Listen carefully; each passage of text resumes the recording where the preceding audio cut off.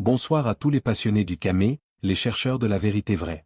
Bienvenue sur Cameroun Info 237, votre chaîne préférée, celle qui ne dort jamais parce que le pays-ci ne nous donne pas le sommeil. Aujourd'hui, attachez vos ceintures, car on a sorti le piment de table. On va décortiquer le dossier qui fait trembler les murs de marbre de Yaoundé, l'affaire Issa Chiroma et Maxime Eko. Oui, vous avez bien entendu. On parle de coup d'État, de complot dans l'ombre et de chaises musicales qui tournent mal. Dans cette vidéo, on va vous expliquer comment des gens qui mangent à la même table le matin peuvent vouloir renverser la table le soir. On va parler de la vie chère, du stress des Camerounais et de comment nos politiciens jouent au Game of Thrones version Kribi. Mais avant d'entrer dans la sauce, s'il vous plaît, donnez-nous un gros pouce bleu. Ça ne coûte rien, mais ça nous donne la force de continuer à fouiller ce que les gens cachent.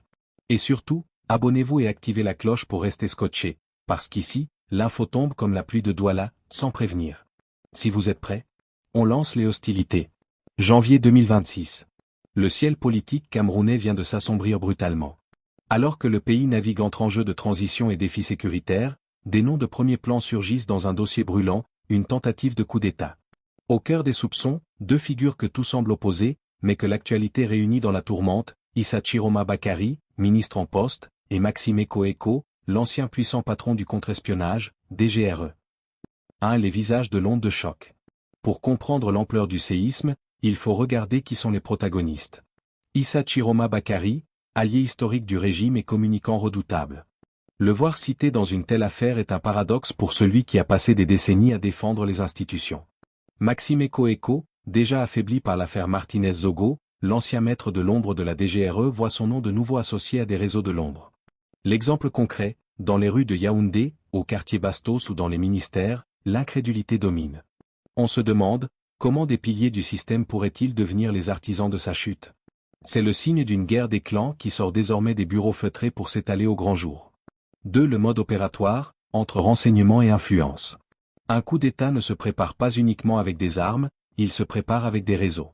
Le reportage révèle que les enquêtes porteraient sur des mouvements de fonds suspects et des réunions clandestines impliquant des acteurs de la sécurité.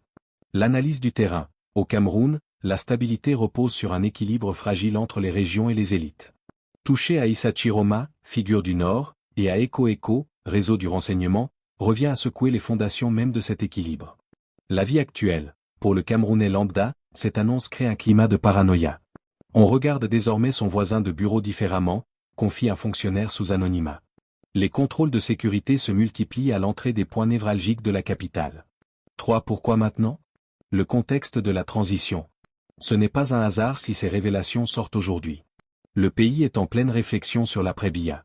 Le fruit est mûr, et chaque clan essaie de secouer l'arbre pour qu'il tombe de son côté, explique un analyste politique local. Cette tentative présumée serait, selon nos sources, l'expression d'une impatience radicale au sein de certains cercles qui craignent d'être écartés lors des prochaines échéances électorales. En citant des noms aussi lourds, le pouvoir en place envoie aussi un message: personne n'est intouchable. 4. Quel impact pour le citoyen camerounais? Au-delà de la politique politicienne, cette affaire a des conséquences directes sur le quotidien. Incertitude économique, les investisseurs hésitent.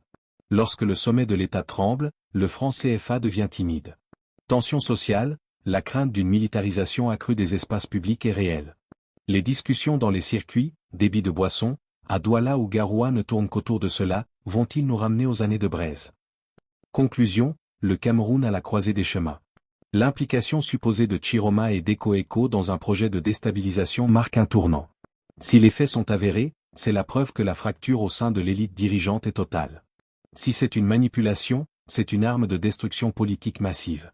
Dans les prochains jours, les auditions et les éventuelles perquisitions devraient nous en dire plus sur la profondeur de cette toile d'araignée qui visait le palais de l'unité.